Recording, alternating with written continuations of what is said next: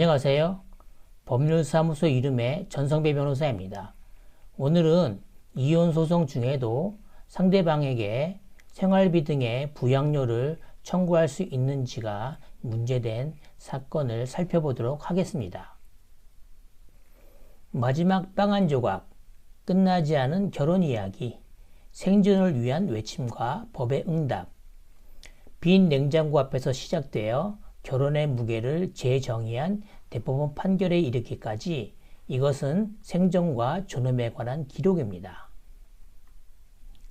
텅 빈 식탁, 차가운 침묵. 남편이 집을 떠난 후 남겨진 것은 고요함과 쌓여가는 고지서뿐이었습니다. 생활비는 끊겼고 냉장고는 비어갔습니다. 어떻게든 버텨야 해. 하지만 기술도 경력도 없는 내가 당장 무엇을 할 수 있을까? 이대로 나를 굶어 죽게 내버려둘 셈인가? 생존을 위한 마지막 선택으로 그녀는 법원에 부양료 청구를 합니다. 1차적 부양 의무, 경제적 운명 공동체. 1차적 부양 의무란 단순한 도움이 아닌 상대방의 생활을 내 생활과 동일한 수준으로 보장해야 하는 절대적 의무를 말합니다. 최후의 빵 한 조각까지 나눠 먹어야 하는 관계를 말합니다. 법원은 남편은 아내에게 부양료를 지급하라 판결했습니다. 법은 그녀를 여전히 보호받아야 할 아내로 확인했습니다. 쌍방의 이혼소송, 관계의 끝을 고하다. 남편이 이혼소송 제기했고 아내는 반소를 제기했습니다. 즉, 쌍방 이혼 의사가 확인된 것이죠. 남편은 반격했습니다. 우리 둘 다 이혼을 원하고 있지 않는가? 이미 마음이 떠나 실질적으로 남남인 관계에 왜 내가 계속 돈을 줘야 하는가?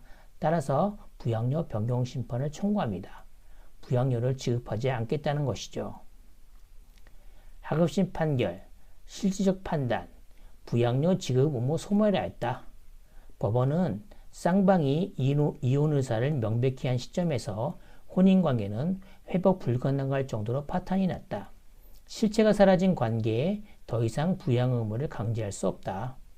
형식보다 실질을 우선시한 판결로서 아내의 생명줄이 끊어지게 되었습니다. 고사의 위협, 시간은 강자의 편. 말라 죽다. 소송 과정에서 경제적 약자를 말려 죽이려는 전략입니다. 이혼 소송은 수년이 걸릴 수 있습니다. 당장 생활비가 끊긴 약자는 긴 소송을 버틸 수 없습니다. 부양료가 없다면 경제적 강자는 돈과 시간을 무기로 상대를 굴복시킬 수 있습니다. 법원의 판결이 나오기도 전에 약자는 생존을 위해 불리한 조건으로 합의할 수밖에 없습니다. 대법원의 질문, 무엇이 부부인가? 감정적인 관계의 끝이 곧 법적인 관계의 끝은 아니다. 이혼 판결이 확정되기 전까지 두 사람은 여전히 법률상 부부입니다. 사랑이 식었다고 해서 사람에 대한 예의와 부양 의무마저 즉시 사라지는 것은 아닙니다. 따라서 원심 판결을 파기환송했습니다. 가교와 정산. 가교, 부양료는 약자가 거친 강을 건너는 동안 물에 빠지지 않게 지켜주는 다리입니다. 정산, 다리를 건너야 하면 비로소 공정한 재산 분할이라는 목적지에 도달할 수 있습니다. 다리가 없다면 약자는 강을 건너지 못하고 추락합니다. 두 가지 시선, 실질 대 법률. 하급심은 관계의 끝은 두 사람 모두 이혼을 원할 때라 보았고 대법원은 이혼 판결이 확정될 때라고 보았습니다. 부양 의무, 하급심은 실질적 파탄 시 소멸한다 보았고 대법원은 법률원 존속 중 부양 의무는 계속 유지된다고 보았습니다. 핵심 논리, 하급심은 실체 없는 관계에 의무는 없다. 대법원은 생계의 공백으로부터 약자를 보호해야 한다. 게임의 규칙이 바뀌었습니다. 이 사건 대법원 판결 전에는 시간은 무기였습니다. 소송이 길어질수록 약자는 고통을 받았습니다. 이 사건 대법원 판결 이후 시간은 비용이 되었습니다. 소송이 길어질수록 강자는 매달 부양료를 지불해야만 합니다. 대법원 판결은 고사작전을 무력화시켰습니다.